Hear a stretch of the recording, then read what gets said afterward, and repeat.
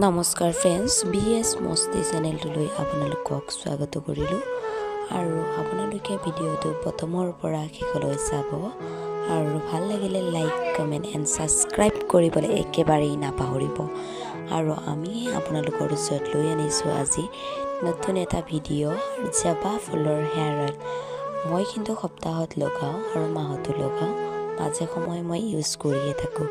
আৰু আপোনালোকে যদি ভিডিঅ'টো চাই ভাল পায় তেনেহ'লে আপোনালোকেও সপ্তাহত মাহত আপোনালোকেও ইউজ কৰিব পাৰে।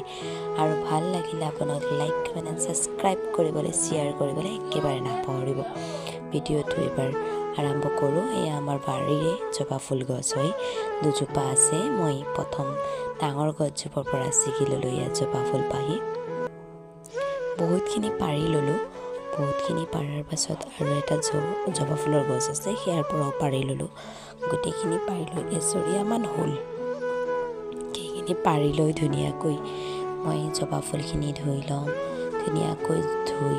আৰু আপোনালোকে জানে যে জবা ফুল অকল পূজাতেই নহয়, আমাৰ জবা ফুল আৰু জবা ফুলৰ পাত বহুতো গুণাগুণ আছে। আমি সেয়াৰে আমাৰ ঘৰুৱা পদ্ধতিৰে আমি আমাৰ হেয়াৰত, স্কিনত আমি ইউজ কৰিব পাৰোঁ।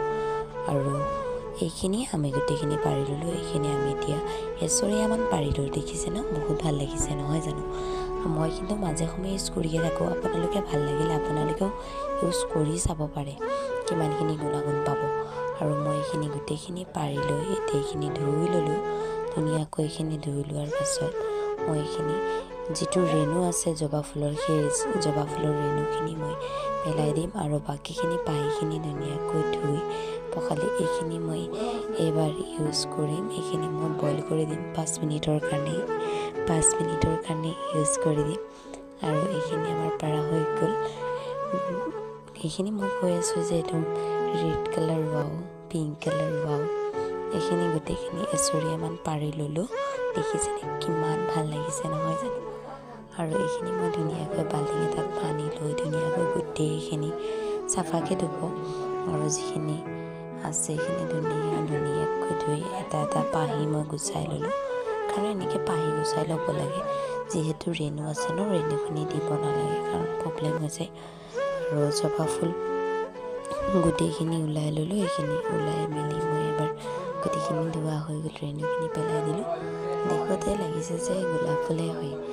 আৰু এইখিনি মই জ্বলাই ল'লোঁ, ধুনীয়াকৈ গেছত বহাই দিলোঁ।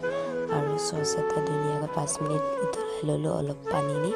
আৰু গোটেইখিনি উতলোৱাৰ পাছত এইখিনি মই শিকি ল'ম। আৰু এইখিনি ধুনীয়াকৈ লৈ ল'লোঁ। আৰু এইখিনি শিকি ল'ম এবাৰ, হৈ গ'ল মোৰ এয়াৰ ৰেডি। আৰু এইখিনি ধুনীয়াকৈ চাকি কিনে সেইখিনি তেলত এবাৰ ভৰাই দিম ঠাণ্ডা কৰি। আৰু এইখিনিত আপোনালোকে ইউজ কৰোঁতে মই ইউজ কৰিছোঁ, কিন্তু আপোনালোকৰ এই ভিডিঅ'টোত মোৰ দেখুওৱা নহ'ল যে এল'ভেৰাখিনিও মিলাই দিব লাগে। মই এল'ভেৰাখিনি মিলাই লগাওঁ।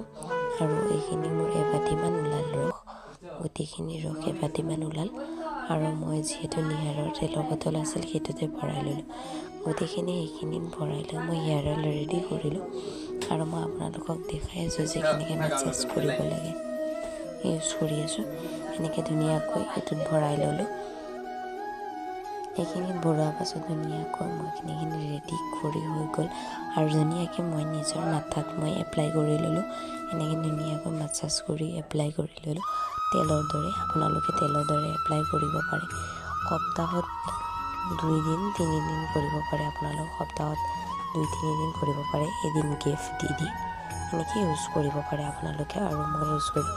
আৰু ডাঙৰ এটা কথা হ'ল, এইখিনি মই কৰোঁতে মোৰ হাতত শেষ লাগি গ'ল, সেইখিনি মই হাতত লগাই ল'লোঁ, ডেটল অকণ লগাই ল'লোঁ। আৰু লগাই ল'লোঁ কলগেট।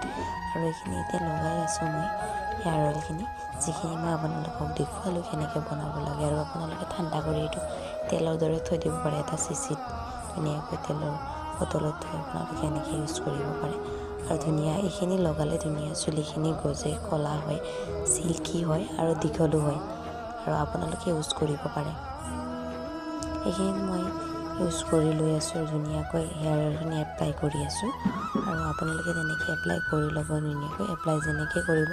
আৰু এপ্লাই কৰি যদি মাছাজ কৰিব পাৰে আৰু ভাল হয়। আৰু আপোনালোকে ভিডিঅ'টো ভাল পালে লাইক, কমেণ্ট, ছাবস্ক্ৰাইব কৰিব নাপাহৰিব। Bye bye.